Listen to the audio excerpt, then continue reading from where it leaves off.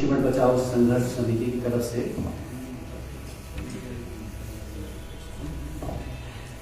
यह press conference कर रहे हैं और सभी स्थानीय और देश भर से आए हुए मीडिया का, पत्रकार बंधुओं का हम तहे दिल से स्वागत करते हैं।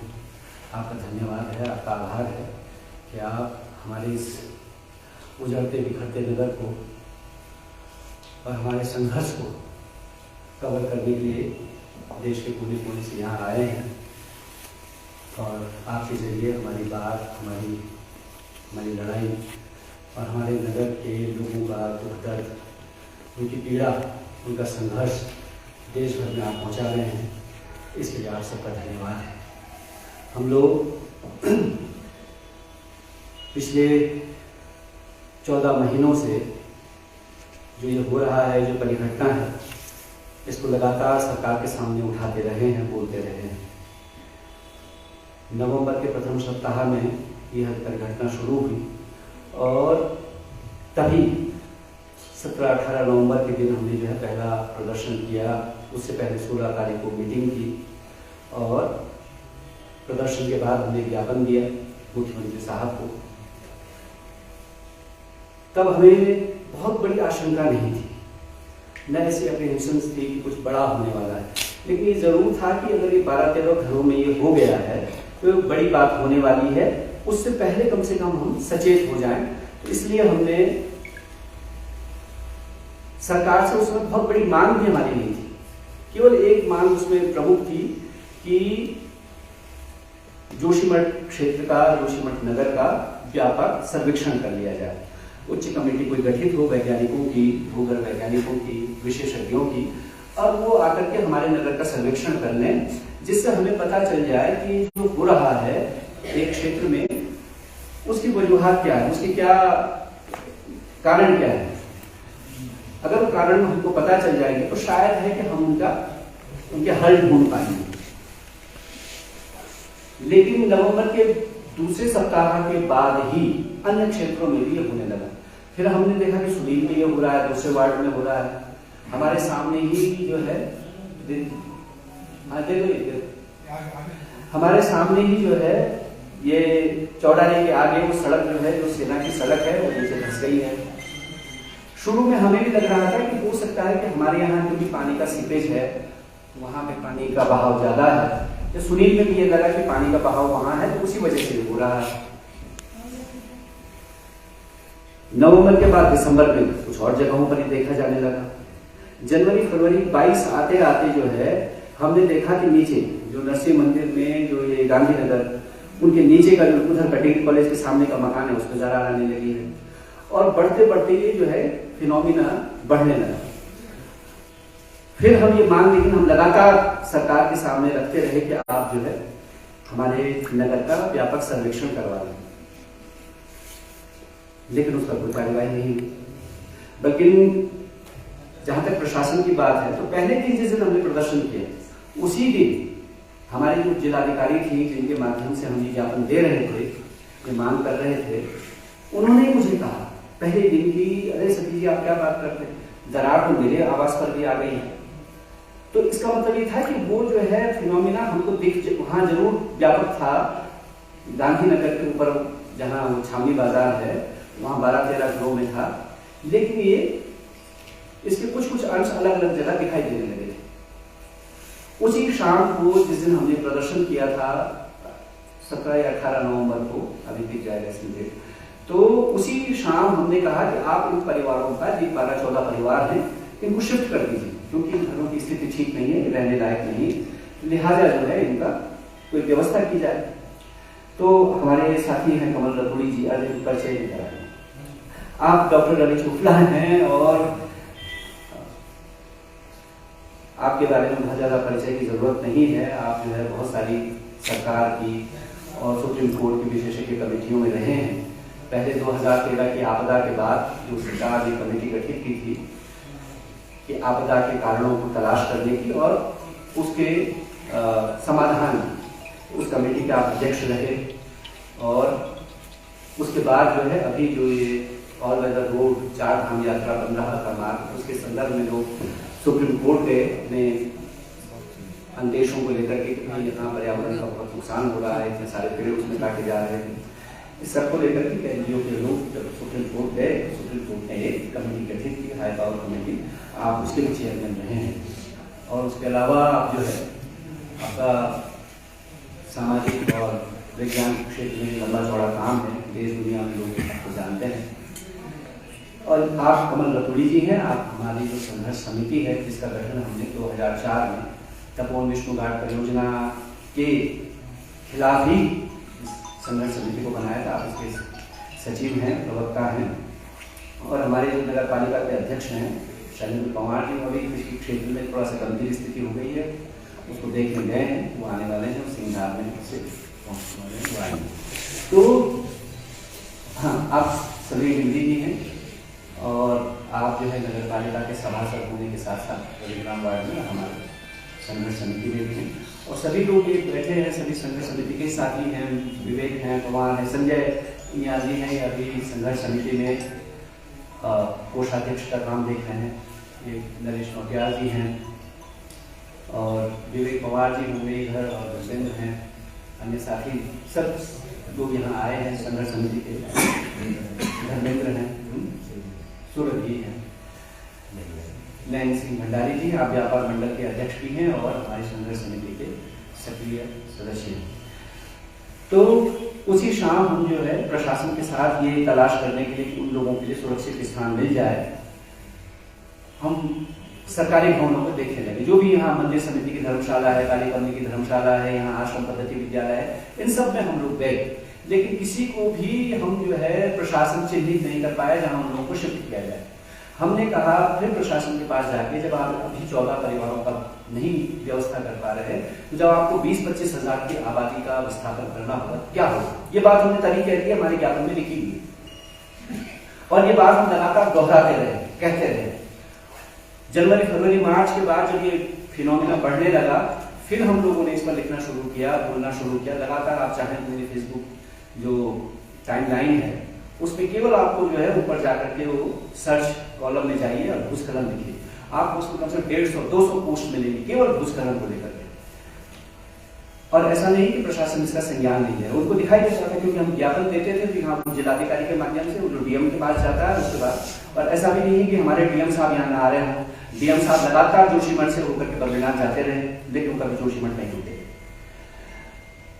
उसके बाद जब सरकार की तरफ से तो इस पर कोई सुनवाई नहीं हुई, तो हम लोगों ने आपके जरिए और कुछ अन्य भूवैज्ञानिकों को संपर्क किया, जिसमें डॉक्टर नवीन जुयाल, डॉक्टर एसपी सती, और उनसे हमने कहा कि कृपया आप आकर के हमारे इलाके का सर्वेक्षण कर दें, ताकि हमारे को ये पता चल जाए कि ये वजह क्या है, इसके हो क्यों रहा है। क्योंकि हमारी चिंता ये थी कि बढ़ने वाला है या ये यहीं तक सिमट के रह जाएगा। जून के महीने में डॉक्टर एसपी सती और डॉक्टर नवीन जुयाल यहाँ आए और उन्होंने पूरे इलाके का सर्वेक्षण किया और उनके साथ में मिलकर के डॉक्टर शुभ्रा शर्मा ने एक रिपोर्ट उन्होंने तैयार की और मेरे ख्याल से 15-20 दिन बाद जुलाई फर्स्ट वीक में उन्होंने हमको रिपोर्ट दे दी। वो रिपोर्ट भी हमने पब्लिक की, पब्लिक मतलब वो सारे अखबारों में, तो बहुत सारे टाइम्स ऑफ इंडिया से लेकर के प्रिंट और मेरे ख्याल से वायर में और बहुत सारे मीडिया ने उसको छापा। यहाँ भी हमारे स्थानीय मीडिया ने भी, हमारे साथियों ने, जो यहाँ के लोकल हमारे पत्रकार साथी हैं, उन्होंने भी उसको प्रमुखता से उसको छापा, बयान दिया, हम उस पर बात करी। उस रिपोर्ट के आने के बाद उन्होंने 4 वजह इसकी बताई। मुख्यतः उन्होंने कहा कि एक कारण तो ये हो सकता है कि जो 7 फरवरी 2021 की आपदा है, उसने जो है एक जो पूरा लैंड मास है, जो कि कुआरी पास से लेकर के और नीचे तक, अलकनंदा तक और नीचे पाखी से लेकर के और हमारे नीति तक का जो लैंड मास पूरा है, उसको उसने जोर से धक्का मारा हो और उसकी वजह से आपका जो पुराना लैंडस्लाइड है वो फिर से सक्रिय हो गया। दूसरी बात उन्होंने कही कि यहाँ जो डेवलपमेंट की जो गतिविधियाँ हो रही हैं, चाहे वो रोड बिल्डिंग हो, चाहे एनटीपीसी और इस तरह के प्रोजेक्ट्स हों, इन्होंने भी जो है इसको सक्रिय कर दिया। तीसरा उन्होंने जो है सीपेज और हमारे यहाँ जो सूरेज की सुविधा नहीं है उसको भी एक कारण के तौर पर चिन्हित किया। लेकिन उन्होंने ये कहा कि इसमें जो है हमको व्यापक अध्ययन करने की जरूरत है। और भी तकनीकी और अन्य विभागों के जो हाइड्रोलॉजिस्ट हैं या ग्लेशियर्स के जो अध्ययनकर्ता हैं, उनको भी इसमें शामिल करके भी कमेटी बनाई जानी चाहिए, जो कि इस विषय का ठीक से अध्ययन कर सके और उसमें सुझाव दे सके कि इसको कैसे हम रोक सकते हैं। ये बात है जुलाई महीने। अब जब ये पूरा मीडिया में सब आ गया तो अब हमारे सामने था कि हम क्या करें। तो हमने उठाया और ये सोचा कि इसको हम सरकार को सौंप दें। तो हम लोग जो है गोपेश्वर गए और वहां जिलाधिकारी के माध्यम से हमने वो सर्वे रिपोर्ट मुख्यमंत्री जी को प्रेषित कर उनको सौंप दी। और उसके बाद उसी दिन हमने जो है गोपेश्वर में प्रेस कॉन्फ्रेंस की और उस रिपोर्ट का जो भी मजमून था, जो भी उसके मुख्य पॉइंट थे, मुख्य बिंदु थे, प्रेस के सामने रखे। और न सिर्फ हमने प्रेस को दिया, बल्कि उसके बाद हम जो है यहाँ के जो क्षेत्रीय विधायक है उनके पास भी हम गए। उन्होंने भी हमसे उसका हिंदी तर्जुमा मांगा कि हिंदी अनुवाद मुझे दिया जाए। तो हमने उसका हिंदी वाला भी दिया और उनसे निवेदन किया कि वो सरकार के सामने इसको रखें। उसके बाद जो है हमने आपदा प्रबंधन के सचिव को भी इस बारे में संपर्क किया कि साहब यहाँ ऐसा ऐसा हो रहा है, थोड़ा इस पर ध्यान दीजिए और ये रिपोर्ट कम से कम आप सरकार की तरफ से विशेषज्ञ कमेटी बना लें। अगस्त के महीने में जाकर के वो थोड़ा सक्रिय हुए और मेरे ख्याल से अगस्त प्रथम सप्ताह में 7 अगस्त या 6 अगस्त की वो प्रेस ब्रीफिंग है, जिसमें उन्होंने एक कमेटी गठित की, जिसमें GSI के लोगों को, वाडिया इंस्टीट्यूट के लोगों को, IIT रुड़की और वो जो बिल्डिंग रिसर्च इंस्टीट्यूट वाले हैं उनको शामिल करते हुए एक कमेटी भूगर्भ वैज्ञानिकों के, अन्य वैज्ञानिकों के बना करके जोशीमठ भेजी। 17 अगस्त को वो लोग यहाँ पहुँचे और फिर हम लोगों ने उनको असिस्ट किया, हम लोग उनके साथ गए और जहाँ जहाँ ये सब हो रहा था उनको दिखाया। इसकी अध्यक्षता कर रहे थे श्रीमान डॉक्टर पीयूष रौतेला। पीयूष रौतेला साहब ने जो है वो वही पीयूष रौतेला हैं जो 2010 में करंट साइंस में पेपर लिख चुके थे डॉक्टर LBS बिष्ट के साथ। उस पेपर में उन्होंने जो है इस बात पर बड़ा जोर दिया था कि जो तपोवन विष्णुघाट परियोजना है, इसकी जो सुरंग है, ये जोशीमठ के लिए खतरा हो सकती है, क्योंकि उन्होंने कहा था कि GSI ने इसकी जो है इजाजत नहीं दी है, परमिशन नहीं दी। खैर वो उसको हेड कर रहे थे। अगस्त की 26 तारीख को जब वो यहाँ से चले गए तो फिर हम लोग देहरादून गए। कमल रतोड़ी जी, मैं, इंद्रेश मैखुड़ी जी और हमारे एक साथी हैं अजय भट्ट, और हम जाकर के आपदा प्रबंधन के सचिव से मिले और उनको हमने ये जो हो रही है पूरी यहाँ की परिघटना उसके बारे में बताया और साथ में जो है एक ज्ञापन भी दिया, उसको कुछ सुझाव भी दिए। हमारे बहुत सारे सुझावों को पढ़ने के बाद जो नीचे वाला जो सुझाव था उसको देख करके तो सिन्हा साहब बड़े खुश हुए। अरे वाह, ये आपने बहुत अच्छी बात लिखी है। आपने लिखा है, हमने उसमें लिखा था कि जोशीमठ का जो केस हो रहा है, जोशीमठ में जो इंसिडेंट हो रहे हैं, जो परिघटना हो रही है, इसको जो है सरकार एक पायलट प्रोजेक्ट की तरह ले, यानी जैसे हमने यहाँ सर्वेक्षण करवाया स्वतंत्र वैज्ञानिकों से और उसके बाद हमने सरकार की कमेटी गठित करवाई, वो सर्वेक्षण कर रही है और उसके बाद हम एक प्लान लेके आए हैं कि यहाँ क्या क्या होना चाहिए, क्योंकि हमने उनसे कहा कि जोशीमठ तक सीमित रहने वाला नहीं है, ये जो है ये फिनोमिना बढ़ने वाला है, क्योंकि उत्तराखंड का सारा पहाड़ी इलाका जो है भूस्खलन के जद में आ गया है। एक तो चारधाम जो मार्ग बना है जिसको ऑल वेदर रोड कह रहे हैं, भले वो है नहीं, तो उसने लगभग जो है 140-45 नए भूस्खलन के जोन विकसित कर दिए हैं। रेलवे की परियोजना ने देवप्रयाग से लेकर के और आप आइए रुद्रप्रयाग तक, वहाँ सुरंगों का जाल बिछ गया और वहाँ उसके आसपास रहने वाले पूरे गांव जो है उससे विस्थापित होने के कगार पर आ गए।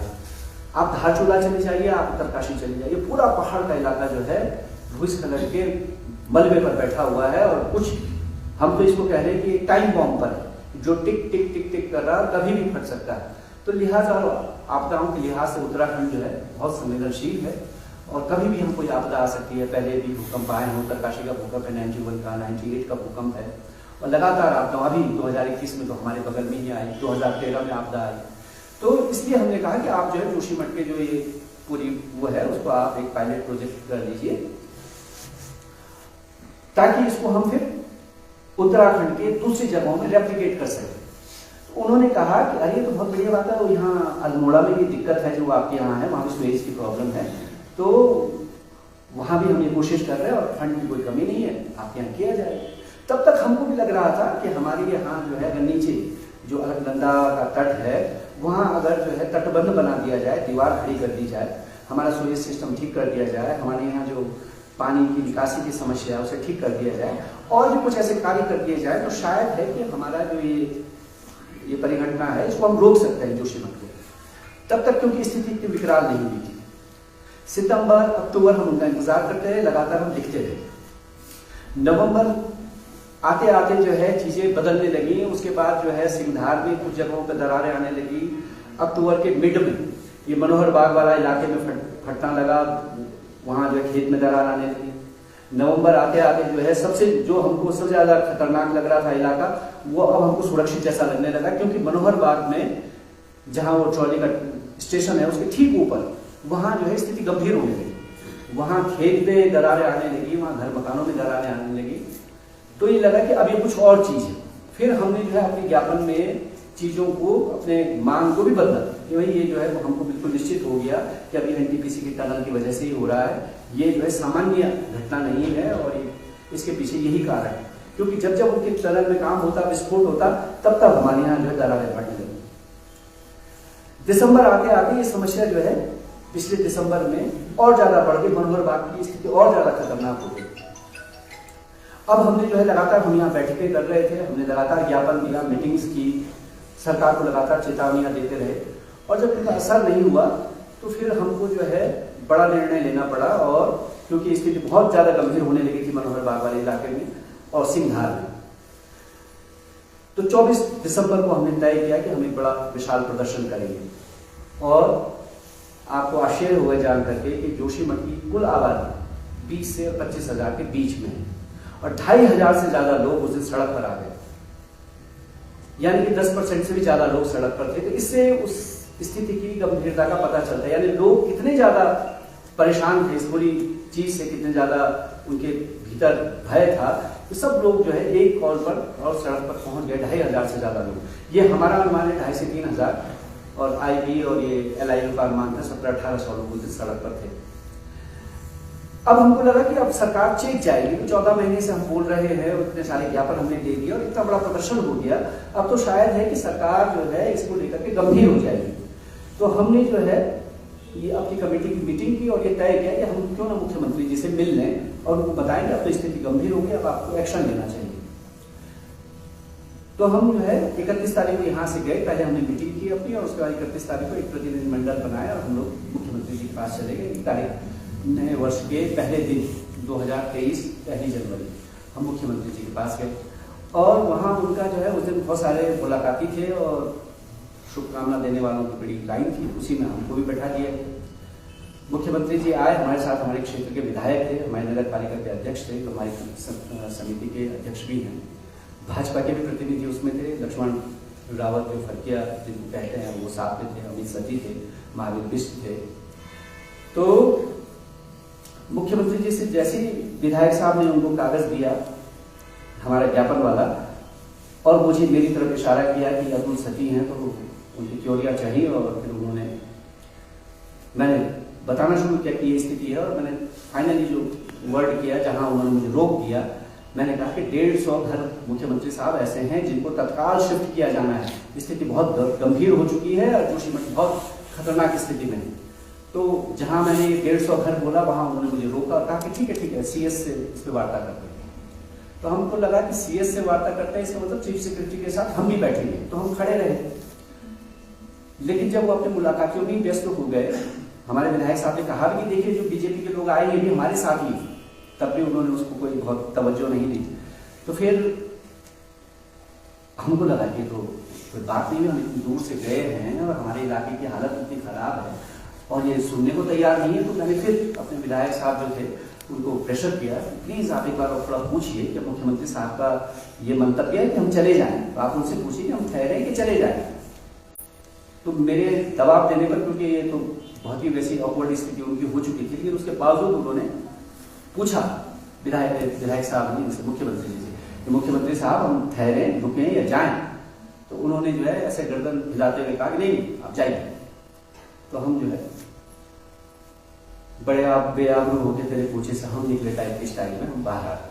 फिर हमारे साथ जो बीजेपी के लोग थे तो उन्होंने कहा कि हम जो है अपने प्रदेश अध्यक्ष जो यहाँ पहले विधायक रहे महेंद्र भट्ट, उनसे मिल लेते हैं। मैंने कहा ठीक है, वो तुम्हारी पार्टी के विधायक हैं, वो अध्यक्ष हैं प्रदेश के, तो आप लोग उनसे मिल लीजिए और कोई हल निकलता है। ठीक, क्योंकि हम इतनी दूर से गए, हम बहुत स्थिति को गंभीरता को समझ रहे थे, इसलिए कोई दरवाजा कोई कोना हम छोड़ना नहीं चाहते थे। कोई उम्मीद जहां भी मिले तो उन्होंने कहा कि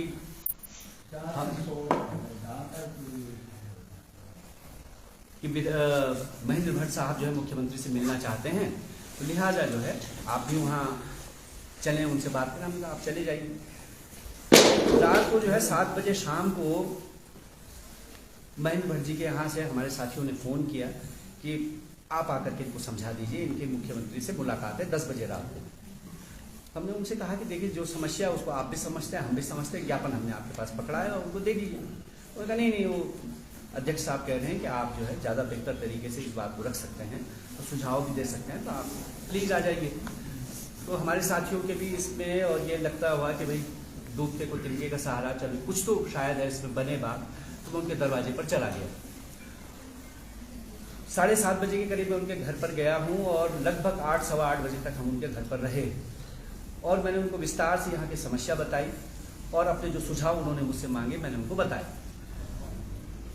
उन्होंने कहा कि अभी मेरी समझ में ठीक से नहीं आ रहा, तुम जो है मुझे पॉइंट वाइज बता दो। तो मैंने पॉइंट वाइज उनको लिखित में उन्होंने लिखा। मैंने बोला कि हमारी पहली बात ये है कि एनटीपीसी जो है इसके लिए जिम्मेदार लग रही है, तो उसका और ये नीचे बीआरओ का काम तत्काल रोक दिया जाए। एनटीपीसी के साथ हमारा 2010 का समझौता है, उसको लागू किया जाए। हमारे लोग जो तत्काल जो प्रभावित है उनकी तत्काल व्यवस्था की जाए और लोकल लेवल पर एक कोऑर्डिनेशन कमेटी बना ली जाए जिसमें स्थानीय हमारे प्रतिनिधि शामिल हों, हमारे वार्ड के मेंबर्स वगैरह, ताकि जो है हम वहाँ का काम ठीक से कर सकें। और एक हाई पावर कमेटी बना दी जाए जो है जोशीमठ के विस्थापन पुनर्वास से लेकर के और जो इसका स्थायीकरण यानी स्टेबलाइजेशन उसके कार्य को ठीक से कर सके। उन्होंने कहा हाँ ये तो कोई बड़ी बात नहीं, तो हो जाएगा। मैं जा रहा हूँ मुख्यमंत्री जी के पास। हम रात को 11-12 बजे तक उनकी उत्तर की प्रतीक्षा करते रहे, वो तो हमको मिला नहीं। सुबह हमने जो है जब उनसे संपर्क करने की कोशिश की तो उससे पहले ही हमारे पास अखबार आ गया।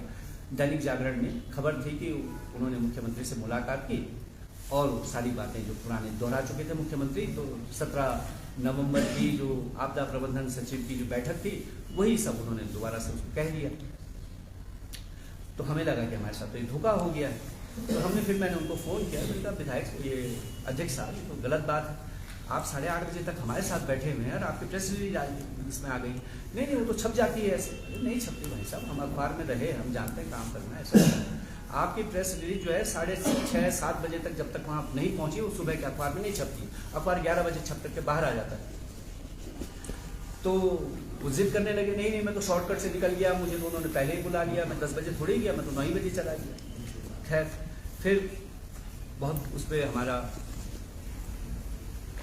वाद विवाद हुआ। उसके बाद फिर उन्होंने दोबारा फ़ोन किया, फिर स्पीकर पे इन सब लोगों ने सुना, शैलेंद्र कुमार जी ने भी, कमल रतूड़ी जी ने भी और जो उनकी पार्टी के यहाँ के जिला मंत्री हैं लक्ष्मण सिंह रावत फरकिया, उन्होंने भी सुना जो वो कह रहे थे। और उसमें बहुत ही गैर गंभीर तरीके से उन्होंने कहा कि अरे आप क्या समझते हैं कोई ज़रूरी है 10 बजे जाना, मुझे तो मुख्यमंत्री ने 9 बजे बुला लिया, 9 बजे चला गया और फिर वहाँ से शॉर्टकट रास्ता है, यहाँ गढ़ी कैंट से होकर के मैं शॉर्ट पे पहुँच गया मुख्यमंत्री के पास। अरे मैंने कहा साहब आप विधायक नहीं हैं, अब आप जो है एक पार्टी के जिम्मेदार प्रदेश अध्यक्ष हैं, आप ऐसी बात कैसे कर सकते हैं बचकाना बात? मत कीजिए, वहाँ स्थिति बहुत गंभीर है, इसको राजनीति का विषय नहीं बनाइए। आपकी जो राजनीतिक प्रतिद्वंद्विता है इनके साथ में, अगर हमने तो आपको भी आमंत्रण किया था, मैंने उनको यहाँ से जोशीमठ से फ़ोन किया था कि हम आपके नेतृत्व में भी चलने को तैयार हैं, आप चलिए हमारे साथ, मुख्यमंत्री से समय ले लीजिए, लेकिन वो भी नहीं हुआ। तो फिर हमको जो है ये तो फिर अब बर्दाश्त से बाहर हो गया और हम फिर जोशीमठ आए और हमने एक बड़ी बैठक यहाँ की। और उसके बाद 4 तारीख को 3 तारीख को हमारी मीटिंग हुई और 4 तारीख जनवरी जोशीमठ की जनता केवल एक कॉल पर हमने 2:30-3 बजे शायद हमें बोला और 5:30 बजे 1,500 से ज़्यादा लोगों ने जोशीमठ में मशाल जुलूस निकाला, जो टीवी मीडिया में सब दिखाई दिया।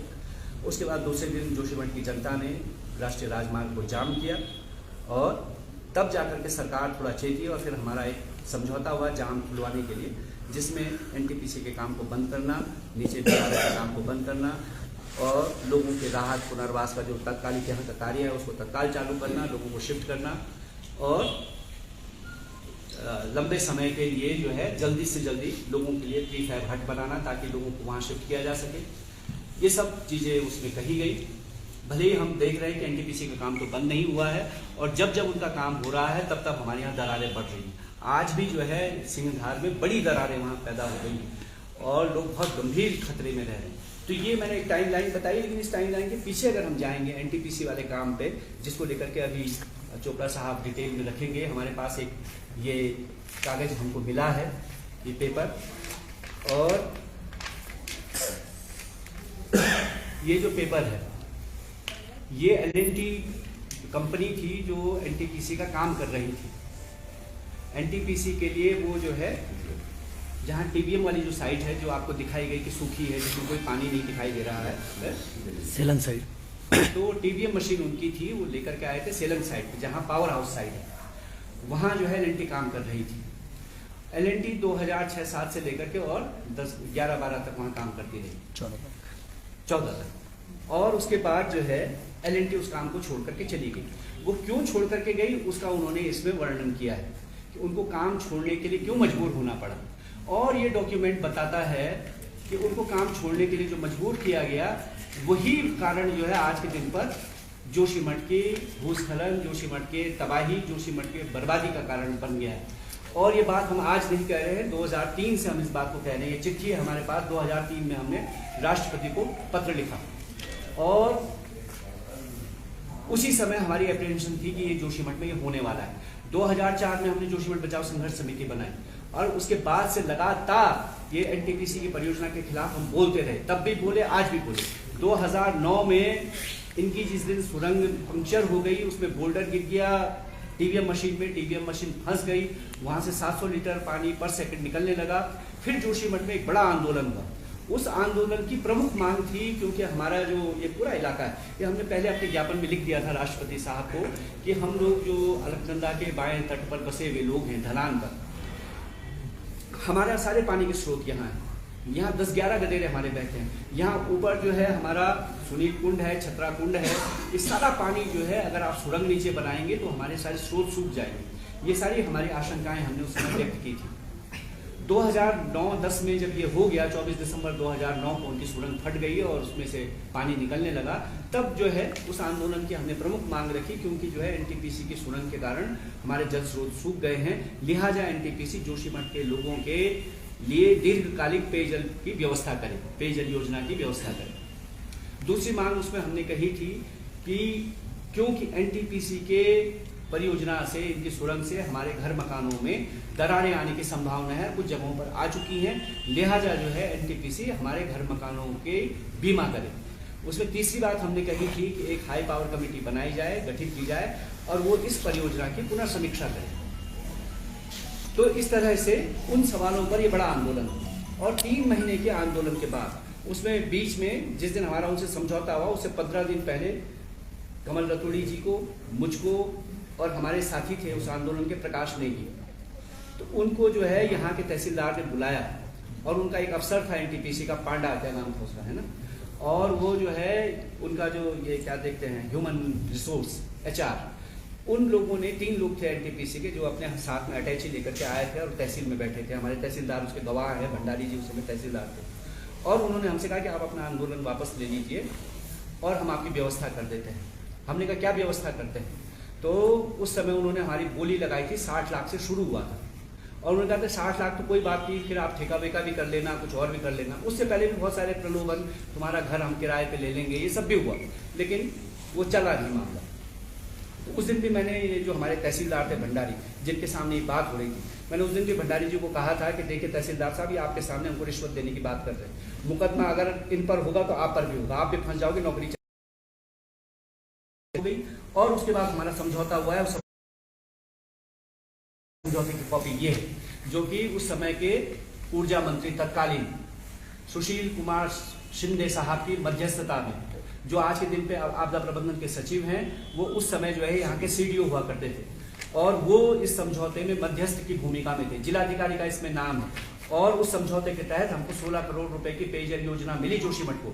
उसी समझौते में हमारे घर मकानों का बीमा होना था, जो आज तक नहीं हुआ। अगर वो हो गया होता तो हम लोगों को आज के दिन पे इस तरह से धरने पर नहीं बैठना होता। हमारे मकान में दरार आती, हम अपने बीमे की रकम लेते और चले जाते, जो भी होता। उस समय जो है वो जो हाई पावर कमेटी है बनी, हमने उसमें चंडी प्रसाद भज्जी का नाम लिया, जीएसआई के लोग उसमें, एक बाबूराव जी थे और अन्य लोग उसमें थे, लेकिन उसकी दूसरी बैठक कभी हुई नहीं और इसलिए जो है ये समझौता हमारा जो है लागू नहीं हो पाया और आज जो है उसका परिणाम है। तो समझौते का तात्पर्य यह है कि अगर एनटीपीसी ने हमसे ये समझौता किया तो इससे ये साबित होता है कि एनटीपीसी इस बात को मान रही थी कि उनकी परियोजना से, उनकी सुरंग से हमारा नुकसान होने वाला है और ये इस समझौते का हुआ है। उसके अलावा एक और तथ्य रखने के बाद मैं जो हूँ, ये चोपड़ा साहब जो है ये जो पेपर है इस पर अपनी बात कहेंगे। एक और तथ्य जो है, जब हमारा समझौता हुआ उससे पहले आया, जो कि मैंने एलएनटी वालों को भी बताया, ये जो इनकी डीपीआर थी एनटीपीसी की, अभी भी है, ठीक है, वो अभी भी एक डीपीआर है। उस डीपीआर में एक जगह लिखा था, भले उनकी जो EIA थी वो भी हमने पढ़ी, वो बहुत सारे उसमें कमजोरियां थी, हमने वो सारे सवाल उठाए और 2005 में जिस दिन इनका जो है इस परियोजना का जन सुनवाई 13 अगस्त 2005 तहसील जोशीमठ, वहां इनकी परियोजना की जन सुनवाई हुई। उस जन सुनवाई का आपको कार्यवृत्ति यानी कि उसके मिनट्स आपको मिल जाएंगे, ऑनलाइन उपलब्ध है, आप देख सकते हैं। उस कार्यवृत्ति में लिखा हुआ है कि पहला सवाल अतुल सती ने ये पूछा, मैं खड़ा हुआ और मैंने ये पूछा कि क्या एनटीपीसी के पास फ्लो ऑफ द वाटर, इसका कोई आंकड़ा है कि इस नदी में जो धौली गंगा है इसमें कितना पानी बहता है। एनटीपीसी के लोगों ने जवाब दिया कि नहीं है। दूसरा सवाल अतुल सती ने पूछा कि क्या एनटीपीसी के पास 50 साल या 100 साल का बारिश का आंकड़ा है। एनटीपीसी के लोगों ने कहा कि नहीं है।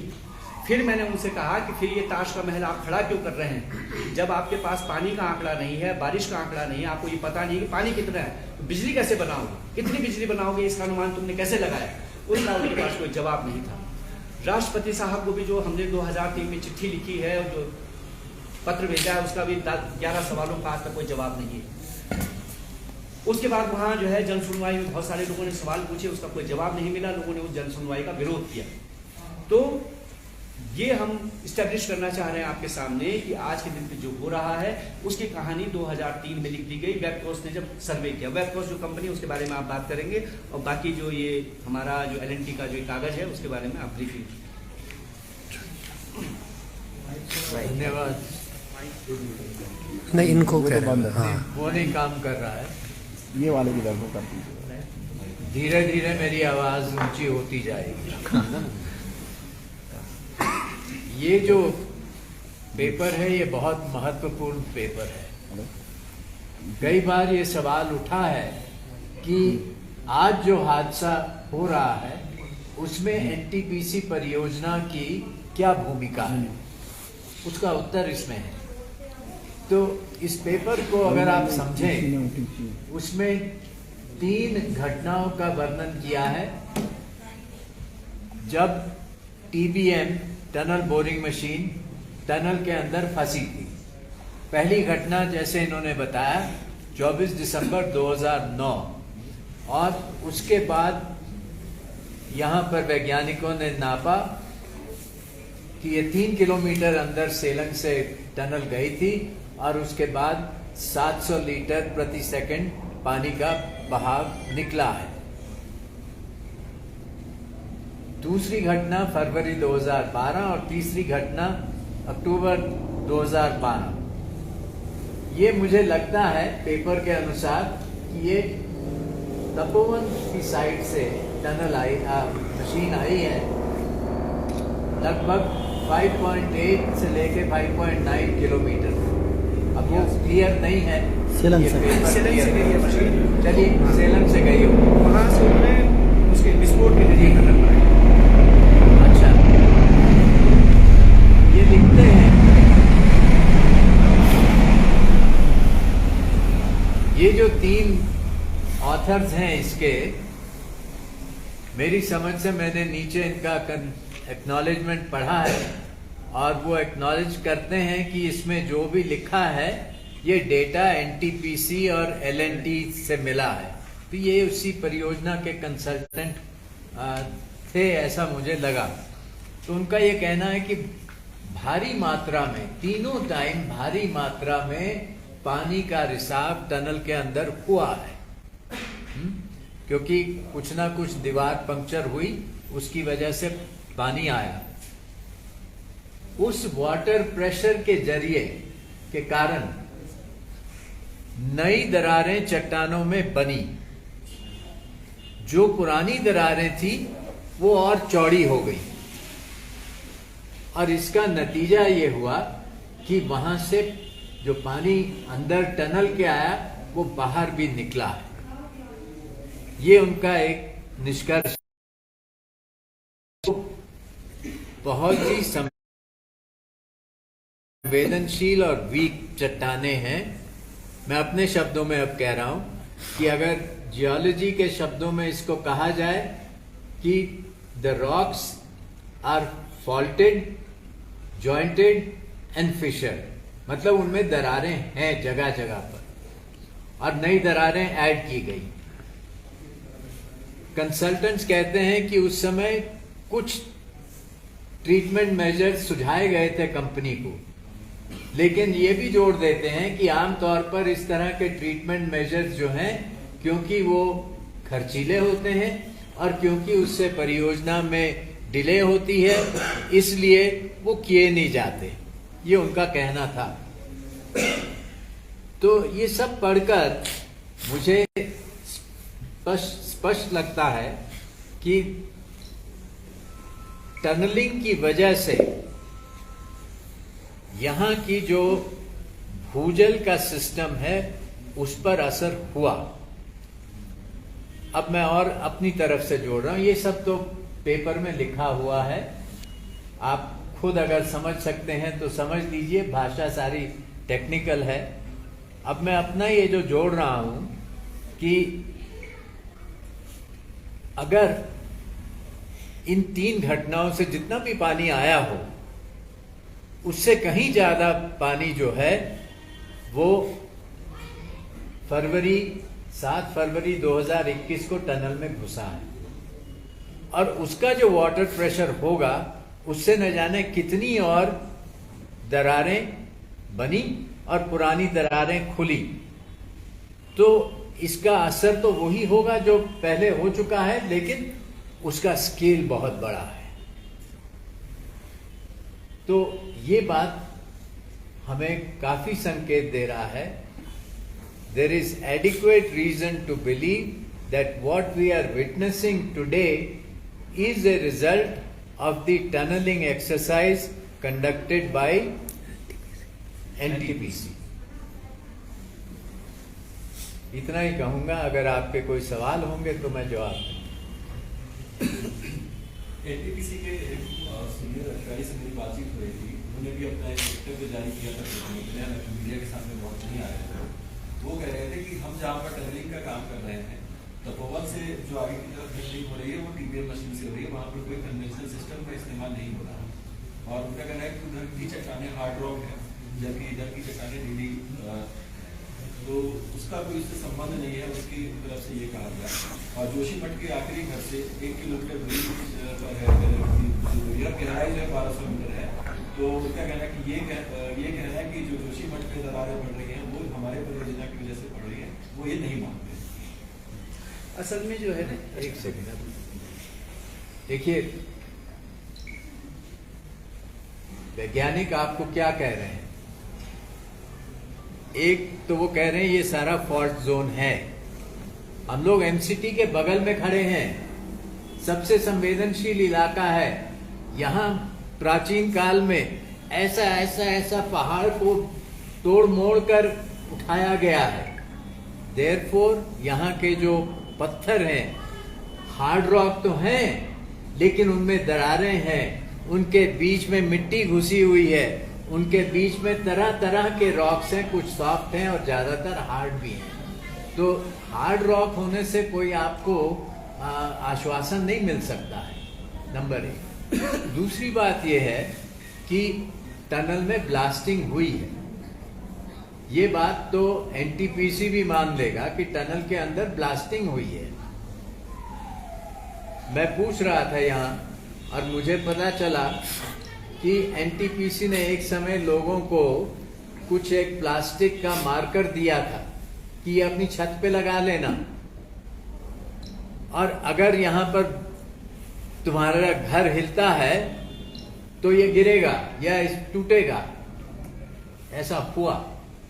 और 2014 के समय इतने गांव में हम गए, जहां भी हम जाते हैं कंपनी वाले कहते हैं कि हमारी कंट्रोल्ड ब्लास्टिंग होती है।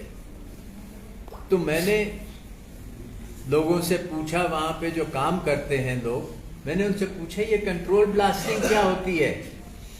पता चला कि कंट्रोल ब्लास्टिंग तो लोकल एक ठेकेदार करता है। लोकल ठेकेदार जो है वो वैज्ञानिक नहीं है, वो जल्दी से जल्दी अपना काम करना चाहता है ताकि अपनी कमाई करे और अगले साइट पे पहुंचे। तो उनके यहाँ कोई वैज्ञानिक नहीं होता जब वो ब्लास्टिंग करते हैं, नंबर 1। नंबर 2, उसकी वजह से ये दरारें आती हैं और ये दरारें काफी फैलती हैं।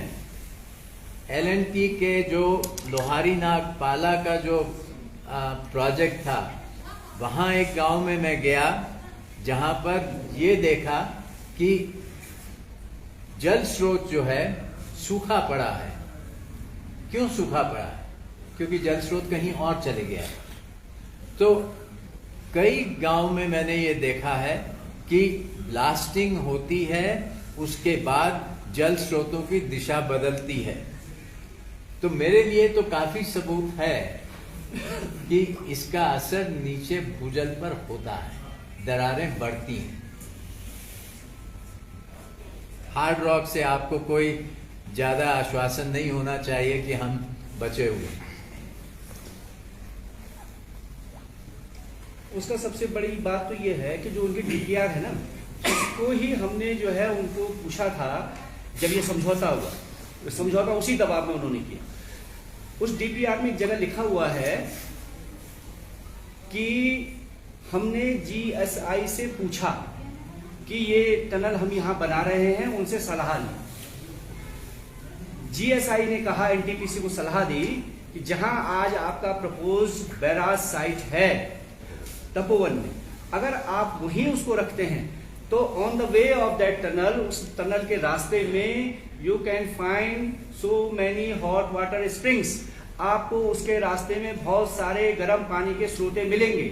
लिहाजा आप ऐसा कीजिए कि आपकी जो बैराज है इसको थोड़ा पीछे खिसका लीजिए। NTPC वाले जो है उस पर टिप्पणी करते हैं कि अगर हम जो है GSI की बात को मानते हैं और अपना जो प्रपोज्ड बैराज साइट है इसको पीछे ले जाते हैं, तो हमको इतने मिलियन बिजली का नुकसान, इतने मिलियन यूनिट बिजली का नुकसान हो जाएगा। फिर हमको जो है जो लाता तपोवन परियोजना है उसको भी पीछे खिसकाना पड़ेगा, क्योंकि उसके बाद दूसरी परियोजना है, फिर इतने मिलियन यूनिट का नुकसान हो जाएगा। फिर हमको मरकुड़ा लाता जो परियोजना है उसको पीछे खिसकाना पड़ेगा, और इस तरह से फिर तमक हुआ है, तो इस तरह से हमको बहुत सारी बिजली का नुकसान होगा। लिहाजा हमने GSI की सलाह को न मानते हुए जहां बैराज साइट हमारा प्रपोज था वहीं रहने दिया। ये बात हम नहीं कह रहे, उन्हीं की DPR कह रहे। तो यानी कि उनको GSI ने भी नहीं इस बात को सलाह दी कि हाँ बनाइए। GSI ने तो ये टनल बनाने के लिए भी उनको मना किया था कि नहीं बनाए। ये जो है पीयूष रौतेला साहब और डॉक्टर NPS बिष्ट के पेपर में लिखा हुआ है, करंट साइंस में जो छपा है। तो उसके बावजूद उन्होंने जो है विशेषज्ञों की सलाह के खिलाफ जाकर के परियोजना बनाई। यहाँ 1976 की मिश्रा कमेटी की रिपोर्ट का सब लोगों ने जिक्र किया है। उस रिपोर्ट के अनुसार हम भूस्खलन के मलबे के ढेर पर थे, तब तो उन्होंने कहा था कि कोई भारी निर्माण कार्य होना ही नहीं चाहिए। उसके बावजूद सरकार ने यहाँ एक परियोजना विष्णुप्रयाग परियोजना बनाई, उसके विस्फोटों से पूरा जोशीमठ हिला। उसके बाद जो है ये वाली परियोजना, इसका तो शुरू से ही प्रारंभ, तब तो जो है कंपनी ने अभी परियोजना की शुरुआत तो छोड़िए, सर्वे नहीं हुआ था तब तक, और सर्वे के दौरान ही हम लोगों ने इसका विरोध शुरू कर दिया। तब भी सरकार इसको बनाती चली गई। अभी 2021 की आपदा के बाद जो है हम फिर कोर्ट में गए, नैनीताल हाई कोर्ट में हम गए और हमने वहां यही कहा था कि इस परियोजना को बंद करें, इस कंपनी को ब्लैक लिस्ट करें, क्योंकि 2013 की आपदा के बाद जब आप जिस कमेटी के आप अध्यक्ष थे, आपने कहा था कि पहले जो है यहाँ जो हायर हिमालय में यहाँ ये परियोजना नहीं बननी चाहिए। और क्योंकि जब सरकार ने कहा कि भाई यहाँ तो हम बहुत सारा काम कर चुके हैं एनटीपीसी वाले, तो आपने कहा था कि वहाँ जो है अर्ली वार्निंग सिस्टम लगना चाहिए, यानी कि अगर कोई घटना हो, दुर्घटना हो, उससे पहले अर्ली वार्निंग सिस्टम रहेगा तो लोगों की जान बचाई जा सकेगी। एनटीपीसी ने उसको भी नहीं माना और अर्ली वार्निंग सिस्टम नहीं लगाया, जिसकी वजह से इतने सारे लोग 140 लोग तो उन्हीं की साइट पर मर गए और 70 से ज्यादा लोग जो है वहां रेणी वाली साइट पर मर गए। अगर अर्ली वार्निंग सिस्टम होता तो इन लोगों की जान बचाई जा सकती थी।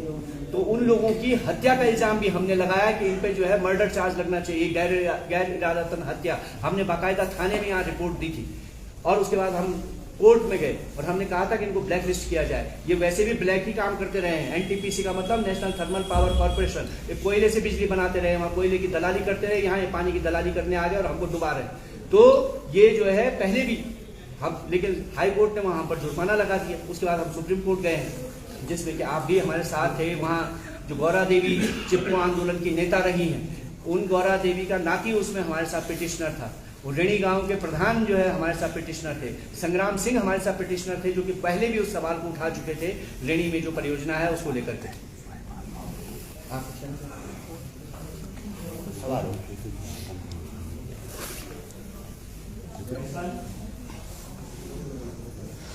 मेरा वो